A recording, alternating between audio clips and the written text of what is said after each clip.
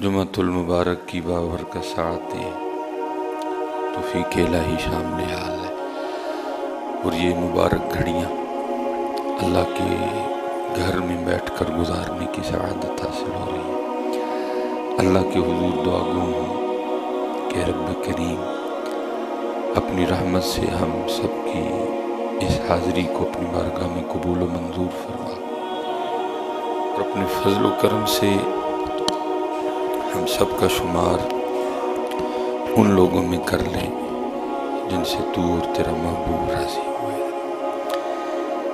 حضرت سیدنا عبداللہ بن مبارک رحمۃ اللہ تعالی علیہ اپنے وقت کے بہت بڑے بزرگ گزرے ہیں، صوفی تھے، عالم تھے، اور بہت بڑے عالم تھے حضرت۔ ٹھیک ہے، آپ فرماتے ہیں کہ مجھے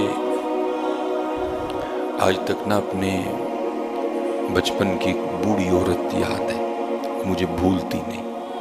اکثر و بیشتر کچھ ہوتا ہے نا کہ ہمیں بھی نہیں بھولتا، وہ ہوتا اتنا عجیب ہے کہ وہ اپنا ایک نقش چھوڑ جاتا ہے۔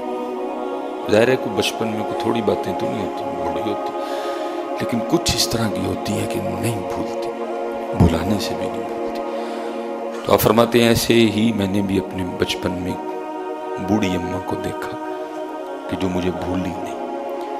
تو آپ فرماتے ہوا کچھ اس طرح کہ وہ اماں نماز میں مشغول تھی، اور ایک بچھو نے 40 بار ان کو ڈسا۔ ایک بچھو نے دوران نماز ان کو 40 ڈنک مارے۔ لیکن آپ فرماتے میں حیران اس بات پہ ہوا کہ 40 ڈنک کھانے کے باوجود اماں کی جو نماز میں خشوع و خضوع تھا اس میں ذرا سی بھی تبدیلی نہیں آئی ہے۔ اماں اسی طرح اللہ کے حضور، اللہ کی جانب توجہ کیے نماز میں کھڑی رہی، 1 5 10 15 20۔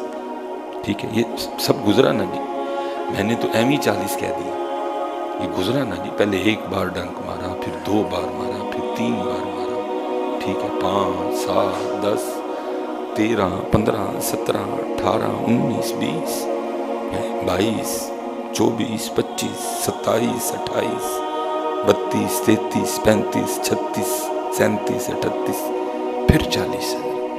فرماتے میں دیکھ رہا تھا اور گن رہا تھا کہ اس نے 40 ڈنک مارے اماں جی کو، لیکن اماں جی کے خشوع و خضوع میں کوئی فرق نہیں آیا۔ آپ اسی طرح اللہ کے حضور، اللہ کی بارگاہ میں متوجہ اپنی نماز ادا کرتے ہیں۔ آپ فرماتے جب اماں نے نماز ختم کی نا تو میں نے پوچھا، اماں جی آپ کو بچھو نے 40 ڈنک مارے، تو آپ نے نماز توڑ کے بچھو کو ہٹایا کیوں نہیں؟ آپ کیوں نماز میں مشغول رہی اور ڈنک پہ ڈنک کھاتی رہی؟ تو آپ فرماتے ہیں وہ اماں مجھے آگے سے کہتی ہیں، بچے ابھی تو چھوٹا ہے، تجھے نہیں پتا کہ جب میں اللہ کا کام کر رہی تھی تو اللہ کا کام چھوڑ کے اپنا کام کیسے کرتی ہیں؟ تو بھی بچہ ہے، تجھے نہیں پتا، میں اللہ کا کام کر رہی تو اللہ کا کام چھوڑ کے میں اپنا کام کیسے کرتی ہیں؟ میں تجھے ادھر دعا ہی کر سکتا ہوں، اللہ کرے ہمیں بھی ان نمازوں میں سے کچھ حصہ مل جائے، کیونکہ ہماری نمازوں کا کیا کہنا، ہم نے تو اپنی داڑھی کی ساری خارش نماز میں کرنی ہوتی ہے۔ بلکہ میں نے ایک دفعہ کسی بزرگ سے سنا کہ وہ عصر کی نماز تھی تو امام صاحب نے نماز پڑھائی، تو مسئلہ یہ ہو گیا کہ جی رکعتیں 4 پڑھی گئی ہیں کہ 3 پڑھی گئی ہیں، وہ ہو گیا نا، سب ہو گیا، بھول گئے۔ اب امام صاحب تو بھولے، پیچھے جو نمازی تھے وہ بھی پھر میری طرح کے نمازی تھے، کوئی کہے نہیں جی 3 پڑھی ہیں، کوئی کہے نہیں جی 4 پڑھی ہیں۔ وہ ایک کو میری طرح کا نمازی تھا، وہ اٹھ کے کھڑا ہو گیا، اس نے کہا نہیں جی 3 ہی پڑھی ہیں۔ سب نے کہا تو اتنے یقین سے کیسے کہہ سکتا ہے کہ 3 پڑھی ہیں؟ اب اتنی بڑی جماعت ہے، سب شبے میں ہیں، کوئی کہتا ہے 3 پڑھی ہیں، کوئی کہتا ہے 4 پڑھی ہیں۔ اب 3 والے کے پاس بھی دلیل کوئی نہیں، وہ بھی نہیں جی کہہ رہے ہیں کہ 3 پڑھی ہیں، اور جو 4 والے ہیں وہ بھی کہہ رہے ہیں جی 4 پڑھی ہیں، دلیل ان کے پاس بھی۔ تو کیسے کہہ سکتا ہے اتنے یقین کے ساتھ کہ نہیں جی 3 ہی پڑھی گئی ہیں، نماز مکمل نہیں؟ اس نے کہا بات یہ ہے کہ میری 4 دکانیں ہیں، تو میں جب عصر کی نماز کے لیے آتا ہوں نا تو ہر رکعت میں ایک دکان کا حساب، کیا آیا کیا گیا، کیا خریدا کیا بیچا، کتنا نفع کتنا نقصان، میں ہر رکعت میں ایک ایک دکان کا حساب کرتا ہوں۔ تو آج 4 کا مکمل نہیں ہوا، 3 کا ہی مکمل ہوا، اسے پتہ چلا رکعتیں بھی 3 ہی پڑی ہوئی ہیں۔ ہماری نمازیں تو اس طرح کی ہیں۔ اس لیے تو جو قرآن کہہ رہے نا ان الصلاۃ تنہی عن الفحشاء والمنکر، بے شک نماز بے حیائی اور برے کاموں سے روکتی ہے۔ اب اکثر و بیشتر جو نمازی احباب ہیں، بس میں ادھر کیا بولوں، وجہ کیا ہے کہ نماز تو کیا دور تھا۔ اب فرماتے ہیں کہ وہ اماں مجھے آگے سے کہتی ہے تو ابھی بچہ ہے، تجھے نہیں پتا میں اللہ کا کام کر رہی تھی۔ تو یہ کیسے ممکن تھا کہ میں اللہ کا کام چھوڑ کے اپنے کام میں لگ جاتی ہے؟